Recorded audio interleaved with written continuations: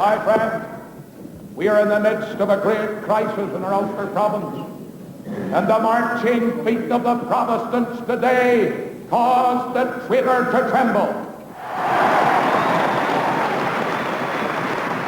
Paisley almost unseated O'Neill with the help of his supporters and the UPV. They now believed they had O'Neill on the run.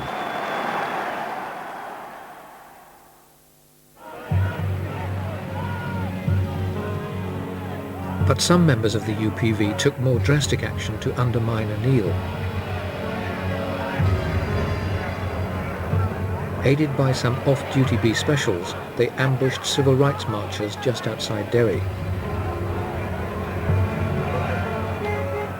A government inquiry laid the blame firmly at the door of Ian Paisley and his Ulster Protestant volunteers.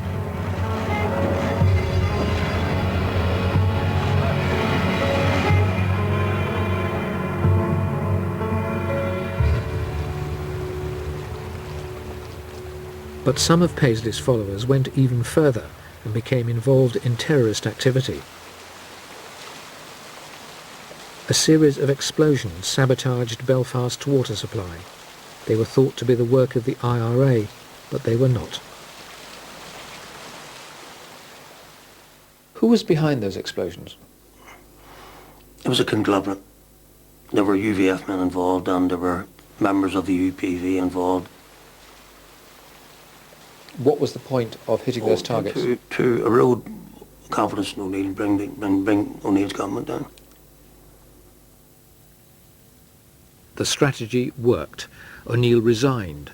One of Paisley's followers was sentenced to 12 years for causing the explosions. He was a member of the UPV.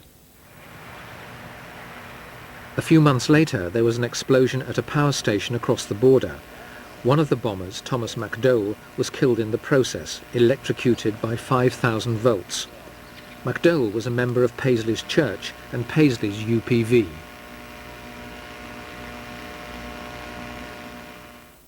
Here are people closely closely with you and your organisation who are involved in terrorist activity. Yes, it is.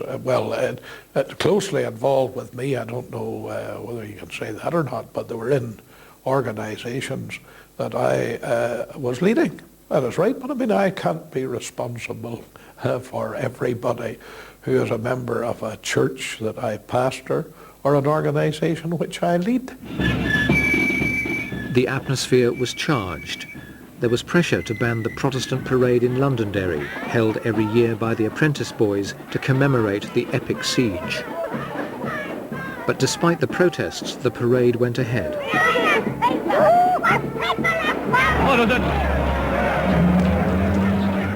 Nationalists stoned the marchers and then the police.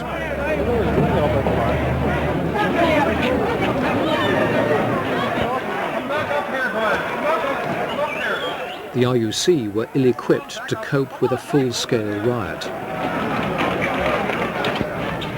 What I saw was an insurrection.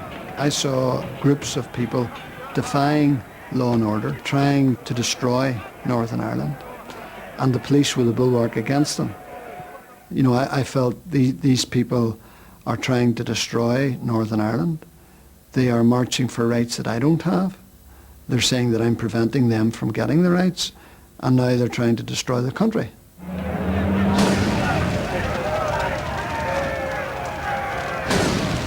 Northern Ireland had never witnessed scenes like this before. The days of peaceful protest were gone.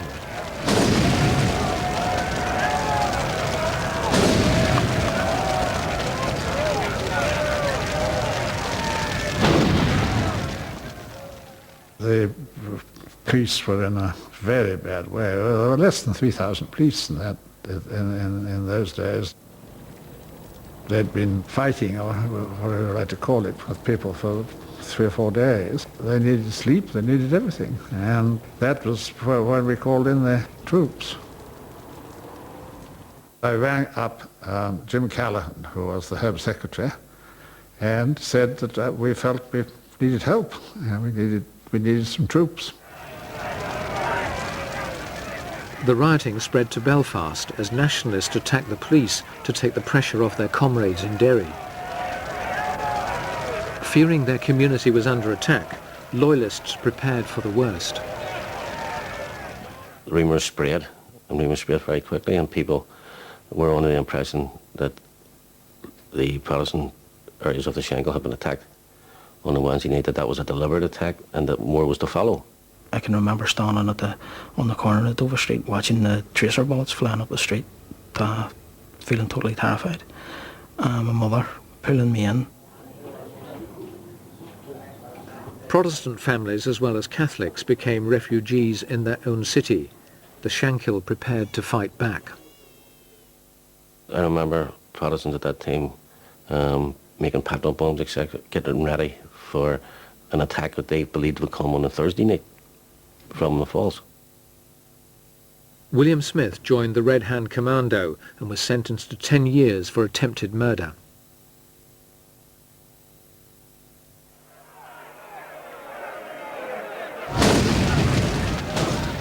How did you make a petrol bomb? How did we make it? Put in a level of sugar, petrol, put in, soak the rag and petrol and tied it around the top of the bottle. Had you ever done that kind of thing before? Not prior to that, no. I mean, that was the first time. Eddie Kinner later joined the UVF and served a life sentence for murder.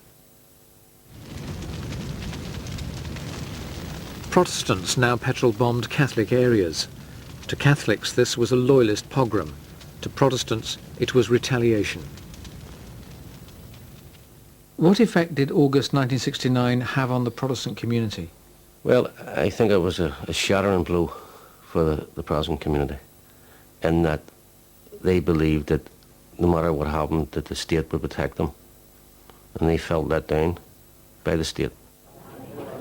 Protestants were even more incensed when the government announced that the police would be disarmed and their beloved B Specials disbanded. Loyalists now felt defenceless, confirming their growing fear that Westminster was preparing to abandon them. Loyalists felt very angry that their special force had been disbanded. Why were feelings so intense? Well, I think they were very intense because the B Specials were very well thought of. And I mean, I myself would say that they were really, on the whole, a pretty good lot. That night, fierce rioting broke out on the Shankill Road as Loyalists vented their anger. The army moved in to help the police. In the confrontation, a Loyalist was killed by the army and a policeman shot dead by the UVF. What price loyalty now?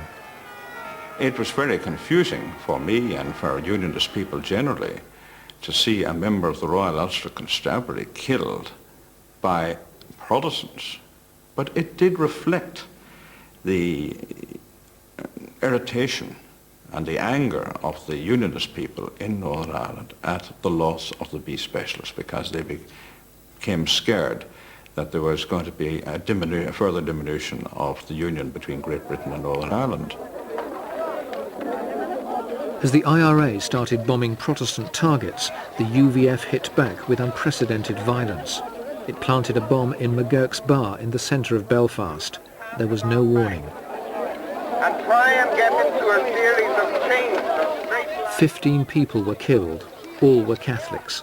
Among the victims were the owner's wife and his 14-year-old daughter, Mari. I was in the bar pulling the pints, and the bar went up in the air, just collapsed around me. And I was buried underneath where I was standing. And just amid the rubble and glassware, and I was just out. I said to myself, what have I done to suffer this? A stark memorial. One bomb, 15 funerals. Belfast had never seen the like before and has never seen it since.